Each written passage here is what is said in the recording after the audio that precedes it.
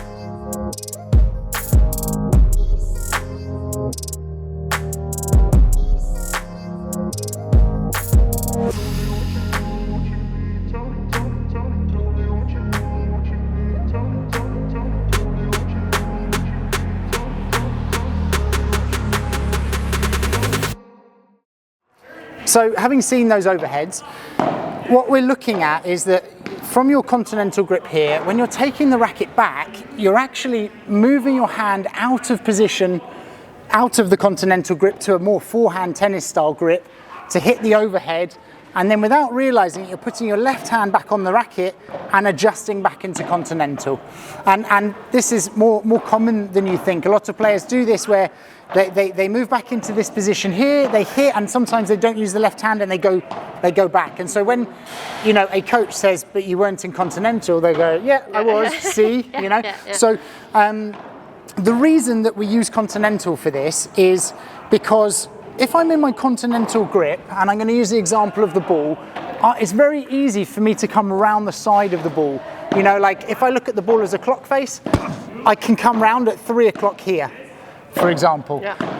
But if I'm in this grip, it's very difficult wrist-wise for me to come around that ball, you see, and that is also explaining why your bandejas are quite linear. They're all hitting the back glass. Yeah. As a right court player, you want to be able to hit to the fence, to hit to the side glass, and you need to do that to come around the side of the ball. So there's two things. First of all is to keep the continental grip, and then there's to work out how to hit the side of the ball. But don't worry, one will fix the other. Yeah. Like once we get continental grip, you will actually find it much easier coming around the side of the ball. It will then be, you're going to have to learn to pronate to keep in that grip. Yeah. So we're going to just do some really basic exercises now to get you used to continental grip and pronating, and then hopefully we'll have a look at the smash again. Perfect. Yeah.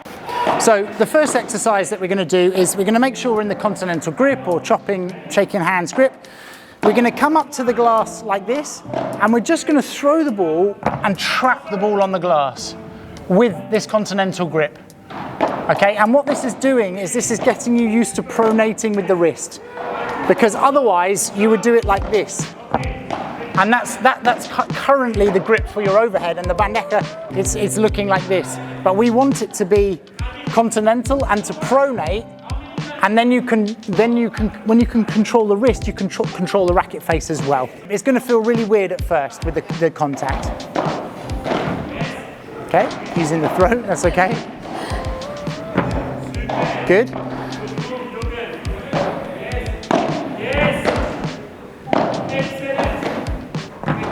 Good, that was nice. Can you see the first two? They kind of bobbled in here because the racket face was a bit open.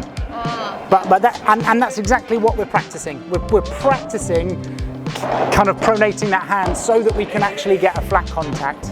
So what we're going to do now, the next stage from that contact, is we're just going to turn side on here, and we're just going to get you like practicing that pronation there for contact. And this is where tennis players, they come from a tennis background, serving background, they're used to this pronation. But so here you're just going to be in this position, throw the ball for yourself, and we're just going to get you to try and to hit that ball so it bounces back to you, but with the pronation keeping that continental grip.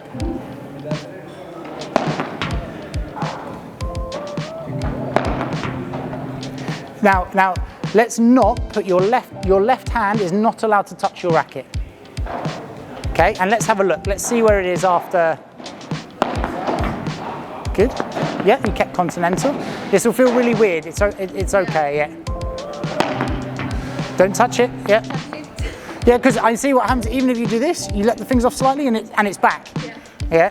It's at this point we're just getting you to just control that racket. So start with the racket. Start in this position here, like a VIBORA position. And now, but instead of the VIBORA, we're just going to flatten out that contact. And yeah, exactly. Yeah, that's good. That one had side spin on. That's why it bounced this way. Okay. So when we're hitting this now, we're a bit further back in the court. We want to hit and almost go through, like you don't want to come down on it. In this scenario, it's quite close, so it's inevitable it goes down a bit. But normally you would go through the ball to the other side because you want a bit of depth on this shot as well. So, but for now, don't worry too much about that. Okay. Just let's get that feel for racket behind your head, keeping continental and brush around the side. Okay.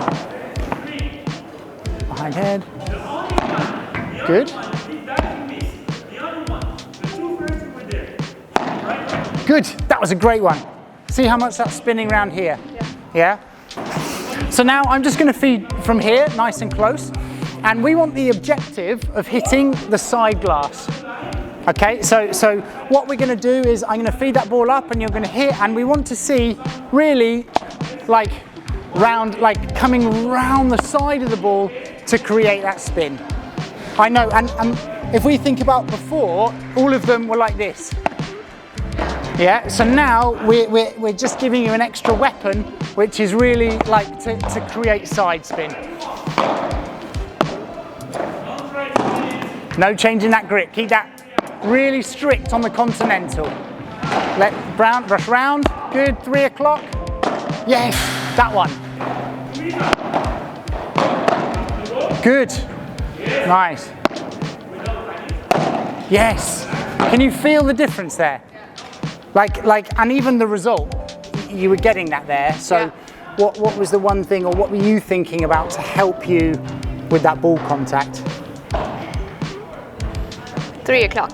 3 o'clock. Yeah. So using the clock face. Yeah. And if we use the ball, it's that 3 o'clock, like brushing around as opposed to coming under. Yeah. And then really making the difference between the bandeja, which is a bit more under, and then almost the VIBORA where, or the style where you come around the side to create that side spin. Yeah. And like we said at the beginning of the lesson, it's not going to come like this. It's practice and being really like strict with yourself about kind of changing that grip. And you know, we said off camera there as well, it was almost the realization you didn't know you were doing it, and knowing is basically because we watched it back. Yeah. Good. Thank you. Thank you.